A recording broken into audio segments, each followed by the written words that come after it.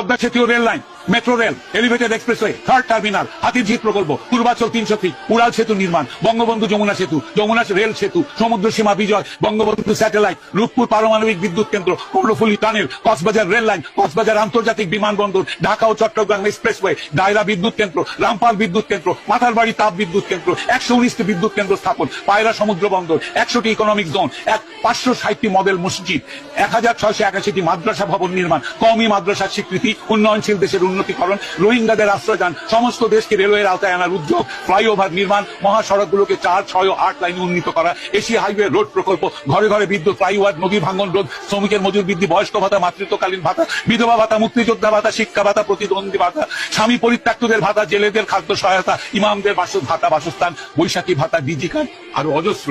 আমার দম কুলাচ্ছে না এতগুলো পড়তে। 15 বছরে যদি এতগুলো কাজ কেউ করে থাকে, তাকে কোন চক্রান্তকারী এই টাকা পাচার করার দেয়? আর সে যদি ডিক্টেটর হয়, খুব ভালো করেছে।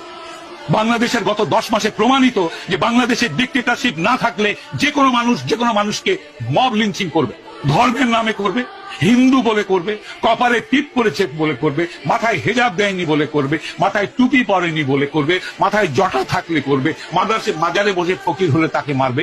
মেরেছে, হাজার হাজার মানুষ মেরেছে এরা। ডিক্টেটরশিপ ছাড়া এটা কোনোদিনও কন্ট্রোল সম্ভব নয়। খুব ভালো করেছেন আওয়ামী লীগ শেখ হাসিনা ডিক্টেটরশিপ করে। তার উচিত ছিল আরো ডিক্টেটরশিপ করে এগুলোকে দমন করা। এইটাই আমি মনে করি।